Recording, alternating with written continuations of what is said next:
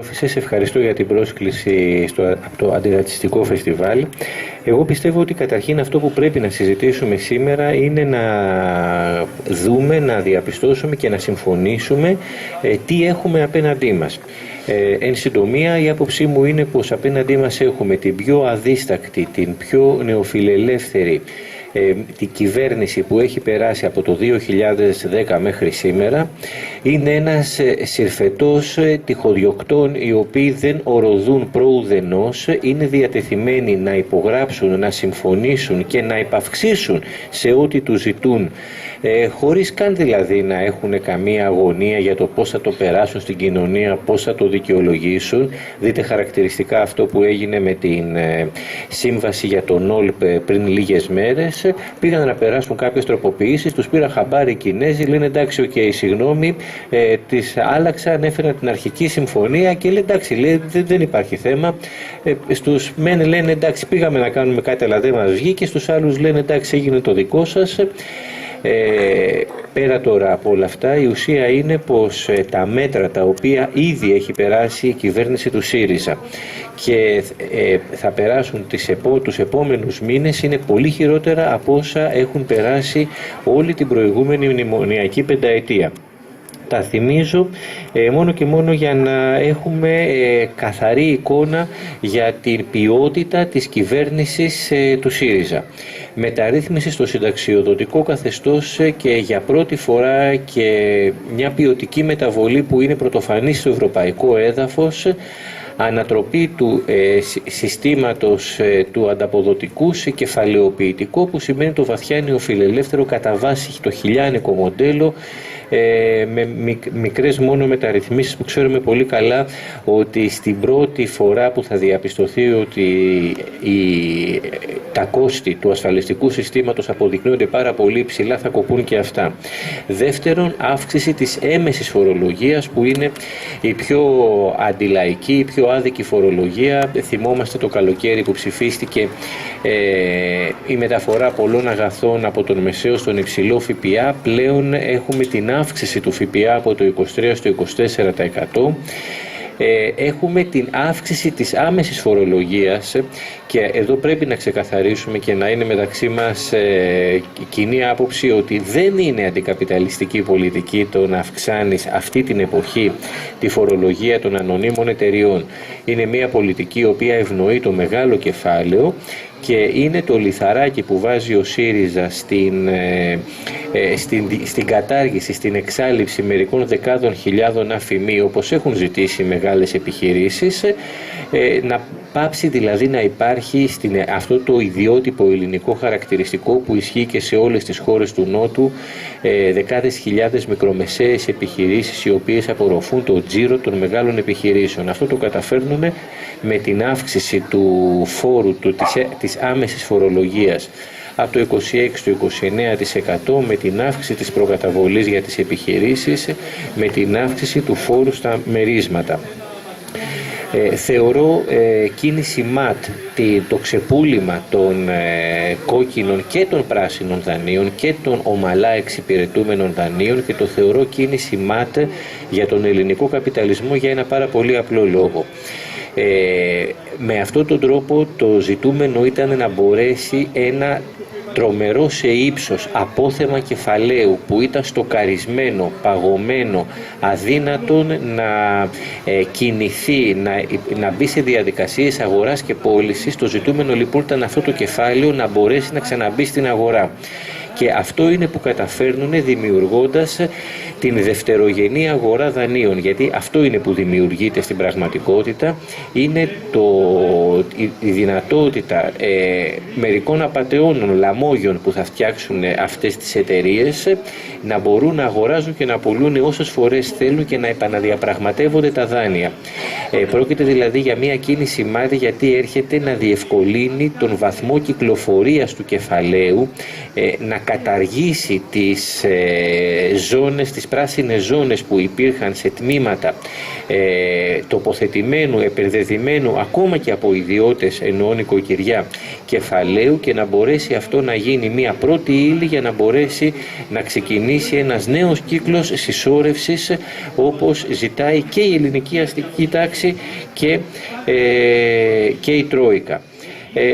Για να μην μακρηγορώ, ξεπούλημα της δημόσιας περιουσίας για 99 χρόνια μέσω του υπερταμείου του ΤΑΙΠΕΔ, ξεπούλημα λιμανιών, αεροδρομίων και μάλιστα όχι μόνο των 14 περιφερειακών, τους άνοιξε και η όρεξη. Δόθηκε άδεια, ξεκινάνε διαδικασίες και για όσα αεροδρόμια είχαν βρεθεί εκτός των 14 για να πουληθούν και αυτά. Και πολλά ακόμα, συντροφή. Κόφτης δημοσίων δαπανών κτλ. Πιστεύω ότι αυτά που έρχονται είναι πολύ χειρότερα. Και πιστεύω ότι το μεγάλο θέμα, αυτό για το οποίο τους είναι απαραίτητη η κυβέρνηση του ΣΥΡΙΖΑ, είναι για την εργατική μεταρρύθμιση. Θυμηθείτε πως η μεταρρύθμιση για τα εργασιακά σέρνεται εδώ και 3 χρόνια. Κανένας δεν τόλμαγε να την ανοίξει, γιατί κανένας δεν αναλάμβανε το κόστος, δεν σήκωνε το γάντι να πάει να ανοίξει θέματα όπως είναι. Πότε ένας χώρος εργασίας μπορεί να κάνει απεργία? Ξέρετε ποιο είναι αυτό που θέλουν να επιβάλλουν? Να έχει αποφασίσει η πλειοψηφία των εργαζομένων σε έναν εργασιακό χώρο. Και θα μου πείτε, καλά, αν είναι ένα εργοστάσιο, ένα σούπερ μάρκετ, ας υποθέσουμε, σε έναν κλάδο τι γίνεται, σε μία πόλη τι γίνεται? Προφανώς απαγορεύεται στην πράξη η απεργία. Άλλα μέτρα τα οποία ζητούν είναι η κατάργηση οποιονδήποτε συνδικαλιστικών ελευθεριών που είχαμε στο παρελθόν. Μεταξύ μας θα συμφωνήσουμε για την αηδία που μας προκαλεί σε όλους μας αυτό το καθεστώς των αργόμισθων που είχε δημιουργήσει συνδικαλιστική γραφειοκρατία, όχι μόνο στην Αθήνα αλλά και σε πολλές άλλες πόλεις.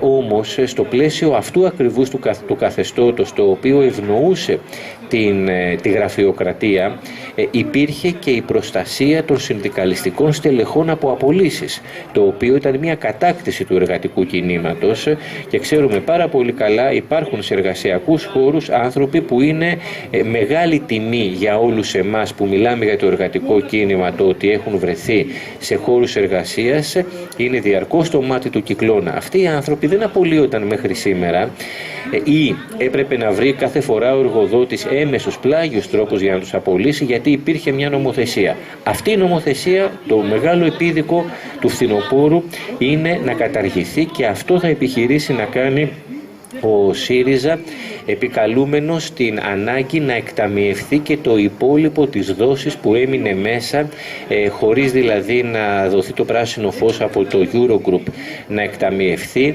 από τα 10,5 δισεκατομμύρια. Από τη μεριά της κυβέρνησης τώρα καμαρώνουν για πολλούς λόγους. Καταρχήν, άμα μιλήσει κάποιος μαζί τους σε επίπεδο προσωπικό, θα σου πούνε δεν τρέχει τίποτα, και ο Σρέντερ έτσι το έκανε, και το S5 στη Γερμανία αυτό έκανε. Ήρθε στην εξουσία το 1997 η σοσιαλδημοκρατία προκειμένου να ανακαλέσει, να ακυρώσει τις νεοφιλελεύθερες τομές που είχε κάνει ο Κόλ, και αποδείχθηκε πως ήταν υπαρκτός σοσιαλισμός ο Κόλ μπροστά στο τι έφερε ο Σρέντερ. Και λένε τώρα οι Σιριζέοι, αφού ο Σρέντερ κατσικώθηκε 2 θητείες στην καγκελαρία, κάνοντας το μεγαλύτερο πούλημα που έκανε ποτέ ως σοσιαλδημοκρατία, γιατί να μην το κάνουμε κι εμείς? Και εμείς δηλαδή τους υφαρπάξαμε την ψήφο, το δουλέψαμε το πόπολο, θα τους πάρουμε σπίτια, δουλειές, τα πάντα όλα, και θα κατσικωθούμε εδώ πέρα για 2-3 δεκαετίες και δεν τρέχει τίποτε. Κοιμώνται ύπνο βαθύ. Και κοιμώνται ύπνο βαθύ για πολλούς λόγους. Καταρχήν, γιατί ο γερμανικός ιμπεριαλισμός είχε να δώσει στην εργατική τάξη. Στην Ελλάδα ο καπιταλισμός δεν έχει να δώσει τίποτε στην εργατική τάξη. Δεν έχει την υλική δυνατότητα να εξαγοράσει την εργατική τάξη. Κατά δεύτερον, το S5 είναι το κατεξοχήν κόμμα του γερμανικού ιμπεριαλισμού. Δεν είναι η δεξιά. Στην Ελλάδα, αντίθετα, ο ΣΥΡΙΖΑ είναι λίθη πλήνθη κέραμη, ατάκτως ερημένη, είναι ένα μάτσο από τυχοδιώκτες που προέρχονται από τον Μάρδα, από την βαθιά συντήρηση μέχρι τον Κοτζιά, που είχε διατελέσει από το ΚΚΕ και την επαναστατική αριστερά. Ό,τι να είναι. Αυτό το ό,τι να είναι μαθηματικά βέβαιο ότι πάρα πολύ σύντομα θα αποδειχθεί φτερό στον άνεμο και θα διαλυθεί στα εξών συνετέθη για τον πάρα πολύ απλό λόγο ότι δεν θα αντέξει τους κλειδονισμούς που θα έρθουν. Αυτό που επικαλούνται φυσικά οι του ΣΥΡΙΖΑ στην κοινωνία, αυτό το λένε ιδιωτικά, ότι θα το κάνουμε και εμείς όπως το έκανε ο Δέντρε και θα κατσικωθούμε και θα τους πάρουμε και τα σπίτια σιγά. Δημόσια αυτό το οποίο υποστηρίζουν είναι ότι ορίστε διευθετούμε ή λύνουμε, λένε οι πιο θρασείς, και το ζήτημα του δημόσιου χρέους. Ψέματα. Αυτό το οποίο κατάφεραν να επαναδιατυπωθεί είναι αυτό που είχε επαναδιατυπωθεί τον Νοέμβριο του 2012 επί κυβέρνησης Σαμαρά, τίποτα παραπάνω δεν κατάφεραν. Κρύβουν το γεγονός ότι οποιαδήποτε επαναδιευθέτηση έχει γραφτεί ότι θα συνοδεύεται από νέα αντιλαϊκά μέτρα, δεν πρόκειται δηλαδή να δώσουν την παραμικρή διευκόλυνση χωρίς να επιβάλλουν περικοπές σε δημόσιες δαπάνες, σε κοινωνικά δικαιώματα. Κρύβουν επίσης ότι καμία από τις αποφάσεις που λήφθησαν τον Μάιο στο Eurogroup, ενώ και στις 9 και στις 24 Μαΐου, δεν έχει δεσμευτικό χαρακτήρα. Όλες οι αποφάσεις λένε εάν και όποτε θα ξανασυζητήσουμε το ελληνικό δημόσιο χρέος.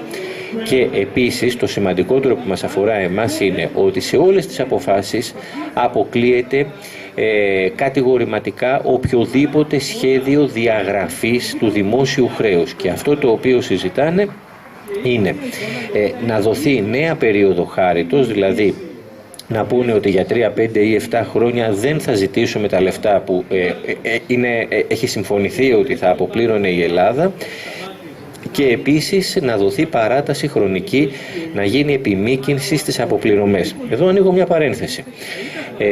Δεν είναι η πρώτη φορά που διατυπώνονται οι όροι της διευθέτησης του δημόσιου χρέους, εννοώ δηλαδή πως είναι όροι εντελώς τεχνικοί χωρίς να υπάρχει καμία ουσιαστική πραγματική ελάφρυνση. Το ίδιο είχε γίνει και με το ταπεινωτικό μνημόνιο Τσίπρα τον Ιούλιο πέρσι, το ίδιο όμως είχε γίνει και στις 20 Φεβρουαρίου. Η συμφωνία που υπογράφηκε στις 20 Φεβρουαρίου του 2015 στο Eurogroup, που ήταν κατά την άποψή μου και κατά τα γεγονότα, επιτρέψτε μου, ήταν ο προάγγελος της υποχώρησης, της κολοτούμπας που έκανε ο ΣΥΡΙΖΑ. Περιέγραφε καθαρά στις 20 Φεβρουαρίου του 2015 ότι αποκλείεται να γίνει οποιαδήποτε διαγραφή του δημόσιου χρέους. Πιστεύω τώρα ότι, για να συντομεύω κιόλας, ότι παρότι αυτή τη στιγμή φαίνεται πως είμαστε στο χειρότερο σημείο της τελευταίας εξαετίας πια, πιστεύω ότι έχουν οριμάσει οι συνθήκες για να μπορέσει να γίνει μια αντεπίθεση των κοινωνικών δυνάμεων, οι οποίες έχουν το υλικό συμφέρον να αποτινάξουν, να καταργήσουν αυτή την πολιτική, να την οδηγήσουν στην ήττα. Και αναφέρομαι, όπως καταλαβαίνετε, στα πολιτικά συμπεράσματα, στην ορίμανση, ας μου επιτραπεί η λέξη παρότι παροχημένη, του ίδιου του υποκειμενικού παράγοντα. Πιστεύω δηλαδή πια ότι η ελληνική εργατική τάξη έχει βγάλει τα αναγκαία συμπεράσματα για δύο πράγματα. Για το τι πρέπει να γίνει και για το πώς πρέπει να γίνει αυτό. Τι πρέπει να γίνει? Αυτό που πρέπει να γίνει πάρα πολύ απλά είναι έξοδος από την Ευρωζώνη, έξοδος από την Ευρωπαϊκή Ένωση. Έξοδος από την Ευρωζώνη γιατί εάν δεν έχεις δικό σου νόμισμα δεν είναι δυνατόν να ασκήσεις κυρίαρχη νομισματική πολιτική. Δεν είναι δυνατόν δηλαδή να έχεις τον έλεγχο των επιτοκίων, δεν είναι δυνατόν να ελέγχεις την ποσότητα χρήματος. Το αποτέλεσμα θα είναι να σε πνίγει η Ευρωπαϊκή Κεντρική Τράπεζα και ο Ντράγκη, όπως συνέβη πέρσι το πρώτο εξάμηνο του 2015, όταν λίγες αμέσως ημέρες μετά τις εκλογές έκοψαν τη δυνατότητα των ελληνικών τραπεζών να χρηματοδοτούνται από την Ευρωπαϊκή Κεντρική Τράπεζα παραδίδοντας ομόλογα του ελληνικού δημοσίου. Έξοδος από την Ευρωπαϊκή Ένωση για τον πάρα πολύ απλό λόγο ότι το προκεχωρημένο φυλάκιο της πολιτικής της λιτότητας είναι η Ευρωπαϊκή Ένωση. Ώρα, δημοσιονομικό σύμφωνο, πακέτο των 6 μεταρρυθμίσεων, πακέτο των 2 μεταρρυθμίσεων. Όλη την προηγούμενη τετραετία φτιάχτηκε ένα ασύλληπτο οπλοστάσιο νομικό, το οποίο σήμερα απαγορεύει επί ποινή προστίμου να ασκηθεί φιλολαϊκή πολιτική. Δηλαδή, αυτό που έκανε ο Καραμανλής το 2007, άμα πάει να το κάνει σήμερα οποιαδήποτε κυβέρνηση πεφωτισμένων δεξιών, θα δεχτεί πρόστιμο. Απειλείται με πρόστιμο τις επόμενες ημέρες η Πορτογαλία, γιατί δεν μειώνει το δημοσιονομικό έλλειμμα στο επίπεδο που πρέπει. Πιστεύω αντίθετα όμως ότι ακόμα και αυτό το θέμα είναι λυπηρό σήμερα να μην θεωρείται δεδομένο. Κανένας δεν υποστηρίζει ότι το αίτημα της Επανάστασης σήμερα θα έχει στις σημαίες του την έξοδο από την Ευρωπαϊκή Ένωση. Είναι αφελής όμως και όποιος πιστεύει ότι στο παρελθόν οι επαναστάσεις έγιναν με το αίτημα κάτω καπιταλισμός. Έγιναν για πάρα πολύ πιο απλά, πιο λαϊκά αιτήματα και είναι σήμερα θλιβερό και δείχνει πολιτική ανοριμότητα και αναντίστοιχες των περιστάσεων συζητήσεις το να λέμε εντάξει, κι αν υπάρξει θέμα βγαίνουμε και από την Ευρωπαϊκή Ένωση. Τι έγινε μωρέ? Όχι, έγινε. Εάν ακόμα και σήμερα δεν έχουμε συνειδητοποιήσει ότι η Ευρωπαϊκή Ένωση αποτελεί το μεγαλύτερο εμπόδιο για την άσκηση αναδιανεμητικής πολιτικής, δεν καταλάβαμε τίποτε από τα συμπεράσματα του 2015. Και η συζήτηση δεν αφορά το 2015, η συζήτηση αφορά την επόμενη μέρα. Εάν πηγαίνουμε για το 2017, 18 και 19 λέγοντας ότι κοιτάξτε να δείτε, εμείς δεν βάζουμε στην προμετωπίδα το έξω από την ΕΕ, αλλά και αν προκύψει βγαίνουμε και τι έγινε, είναι μια συζήτηση η οποία είναι πολιτικά επικίνδυνη, γιατί ξέρετε, το συμπέρασμα, αυτή τη συζήτηση την άκουγα επανειλημμένως να γίνεται και το 2012, 13, 14 και 15, και αυτοί που έλεγαν έλα μωρέ, τι έγινε, θα βγούμε, είναι αυτοί που βγήκαν μετά και είπανε μα καλά, θέλετε να βγούμε, τι θα πάσουμε άμα βγούμε, δεν το θέλει ο ελληνικός λαός, δεν είναι προετοιμασμένο το κίνημα κτλ. Κατά συνέπεια λοιπόν, και επειδή κατά την άποψή μου αν θέλετε υπάρχουν πολιτικές ευθύνες για το ότι ο ελληνικός λαός βρέθηκε απροετοίμαστος να παλέψει την έξοδο από την Ευρωπαϊκή Ένωση τη στιγμή που αυτό απαιτούταν, απαιτείται αυτή τη στιγμή να υπάρχει μια καθαρή, διαυγής, κρυστάλλινη τοποθέτηση για το πάρα πολύ απλό ερώτημα. Είναι δυνατόν εντός της Ευρωπαϊκής Ένωσης και της Ευρωζώνης να υλοποιηθούν τα πάρα πολύ απλά αιτήματα, π.χ. αύξηση σε μισθούς, επανασύσταση του κράτους πρόνοιας όπως ήταν το 2007 ή όχι? Πιστεύω δηλαδή ότι αυτό πρέπει να γίνει και όσο δεν γίνεται αποτελεί ένα εμπόδιο που πηγαίνει τους αγώνες πίσω. Το δεύτερο συμπέρασμα το οποίο πρέπει να βγει και αποτελεί όρο εκ των όνου κάνευ για να μπορέσουμε να πάμε μπροστά είναι ποιος θα τα κάνει όλα αυτά. Δεν είναι προφανές. Το συμπέρασμα το οποίο είχε βγει και υλοποιούταν τα προηγούμενα χρόνια έλεγε το εξής: θα τα κάνει μια κυβέρνηση της αριστεράς. Ο διχασμός ήταν πάρα πολύ απλός. Θα τα κάνει το κίνημα ή θα τα κάνει η κυβέρνηση της αριστεράς? Η απάντηση, η οποία είχε προωθηθεί από το καλοκαίρι κιόλας του 2012, όταν η μεγάλη επιτυχία του ΣΥΡΙΖΑ στο δεύτερο γύρο των εκλογών του 2012 έδωσε τροφή σε αυταπάτες, ήταν δεν χρειάζεται να σκοτωνόμαστε κιόλας στους δρόμους, θα έρθει η κυβέρνηση δική μας και ό,τι θέλετε, ό,τι έχουμε γράψει στα πανό μας, τα αιτήματά μας από τις Κουριές και την Βιομέ μέχρι τα μεροκάματα και τα μνημόνια θα γίνουν όλα πράξη. Το αποτέλεσμα ποιο ήταν? Το αποτέλεσμα ήταν να πέσει το κίνημα το οποίο είχε αναπτυχθεί την προηγούμενη τριετία με αποκορύφωμα τις πλατείες το 2011 και το χειμώνα του 2012, ήταν ουσιαστικά να σβήσει, να περάσει σε μια περίοδο κρίσης, γιατί κυριάρχησαν οι κοινοβουλευτικές αυταπάτες. Αυτή τη στιγμή δηλαδή αυτό το οποίο πρέπει να είναι σημείο αναφοράς όλης της αριστεράς είναι πως το λόγο θα τον έχει το εργατικό κίνημα και εκεί είναι που θα πρέπει να δίνουν λογαριασμό, να απολογούνται, εκεί που θα πρέπει να μετριέται και η άποψη της κάθε αριστερής οργάνωσης, κόμματος ή μετώπου. Το ίδιο δε αυτό το κίνημα είναι περιττό να το πω, αλλά πρέπει να το πω, ότι πρέπει να απαλλαγεί από αυτή τη γλίτσα της ΓΕΣΕΕ και της συνδικαλιστικής γραφειοκρατίας. Όταν μιλάμε για εργατικό κίνημα δεν μιλάμε για αυτή την εξονημένη αργυρώνητη γραφειοκρατία, η οποία στο δημοψήφισμα του 2015, πέρσι 5 Ιουλίου, ψήφισε μαζί με το Μητσοτάκη, μαζί με το ΣΕΒ, ναι. Πιστεύω λοιπόν ότι αυτοί οι όροι είναι που θα μπορέσουν να δώσουν την κίνηση για να γίνει μια επανεξόρμηση, μια επανεκκίνηση των αγώνων για να μπορέσει να ιτηθεί αυτή η πολιτική η οποία σήμερα ασκείται. Έξοδος από την Ευρωπαϊκή Ένωση και το ευρώ, αγώνες. Το ερώτημα το οποίο φυσικά ξέρω ότι κυριαρχεί στα μυαλά όλων μας είναι και ποιος είναι αυτός πολιτικά που θα τα κάνει όλα αυτά. Μην βιαστείτε να δώσετε γρήγορη λύση, μην περιμένετε από μηχανής θεούς. Η προηγούμενη φορά που δόθηκε γρήγορη λύση και εμπιστευτήκαμε από μηχανή Θεό, οδηγηθήκαμε εδώ που οδηγηθήκαμε. Ευχαριστώ πολύ.